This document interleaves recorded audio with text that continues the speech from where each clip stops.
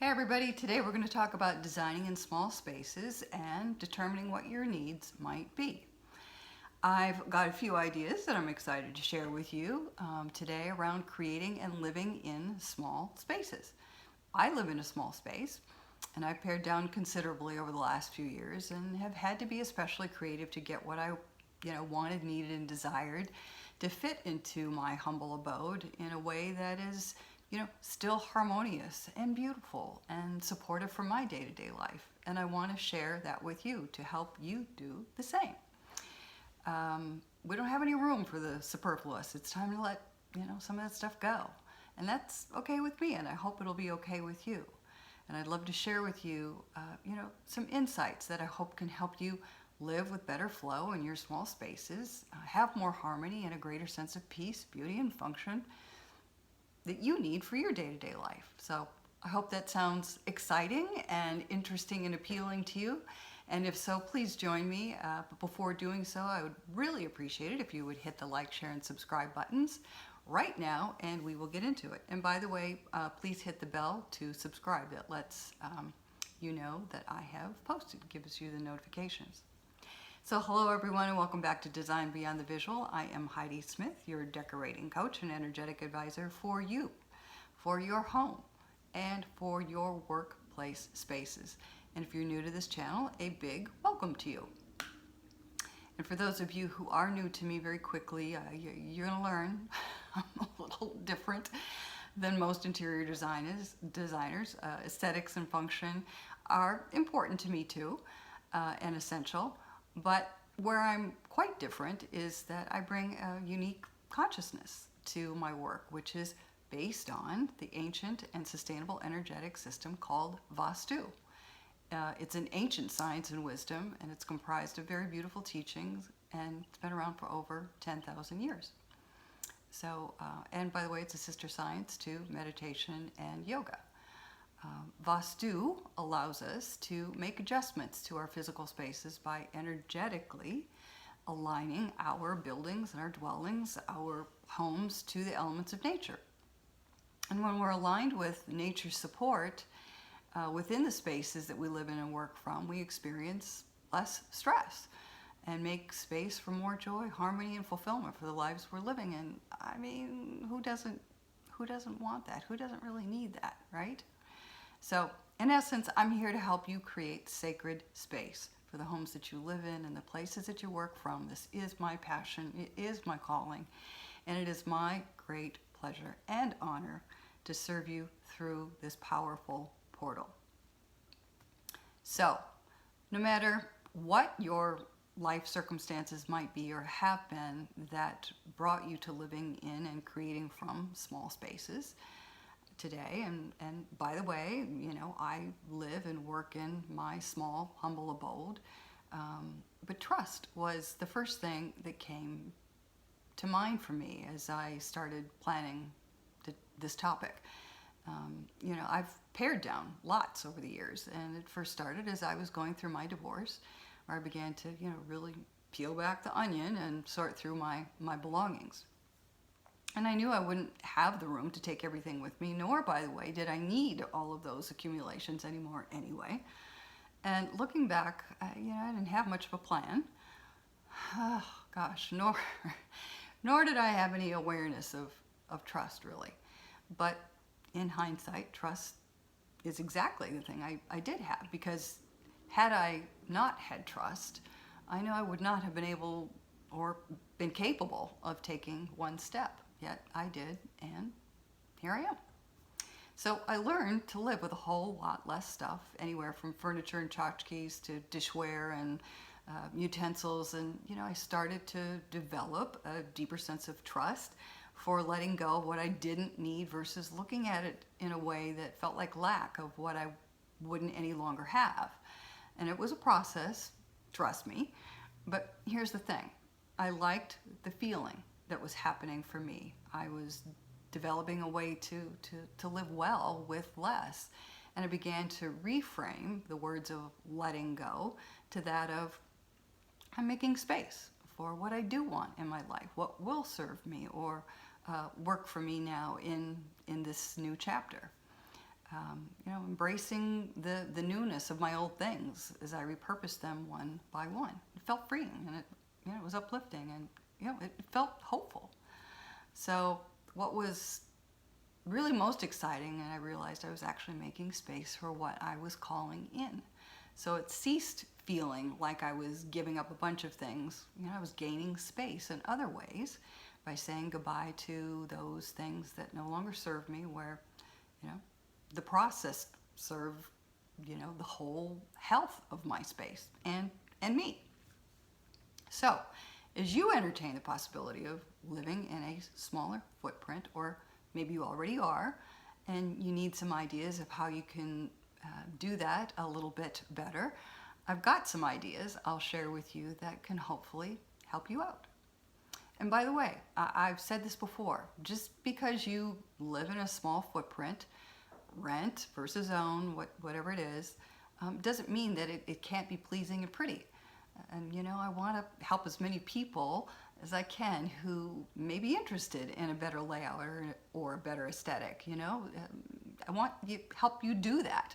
I really want that for you, and it makes my heart sing to help others bring more of that into their lives. Everyone deserves that, and my goal on this channel is to reach those who can take these ideas and run with them. That's what they're for. All right, so let's talk lamps. Small spaces equals matching lamps, in my humble opinion. For example, if you could see your bedroom or your bed at night table, from your sofa and side table, consider using the same lamp, or at the very least, the same family of lamps. Maybe the lamp comes in a couple of different heights and you feel like mixing that up. Okay, but stick to the same style in a small space with your lamps, because you'll go much further in creating a nice sense of cohesion. And when we have a sense of cohesion or a look of cohesion, we have a nice flow of energy. We always have to consider the energetic effect that we create in our spaces. I love dual purpose furniture pieces. There's an example of that right behind me. For example, if you've got an attractive chest, that can look great in any room. It's got big drawers, and you could locate it in your living room, and it could hold all sorts of things for you, like your office or art supplies in one drawer, and who knows, winter sweaters in another. And you can locate your TV on top, or mount the TV to the wall if you can or want to do that. And then, maybe neatly stack some books on the top of the chest to finish it off. A sofa, that's a bulky piece of furniture generally, and if you're using a chest of drawers in the same room, they're both bulky pieces of furniture, right? So I'd like you to think about the supporting pieces you may be adding to the mix, like a side table or an upholstered bench to put your feet up, and which you can also use for a coffee table. I'd like those to be leggy as opposed to bulky. What do I mean by leggy? I want to be able to see under it. We want our space to breathe. That's good vastu. If everything in the physical realm has that visual heavy weight, it's going to feel heavy because it looks heavy.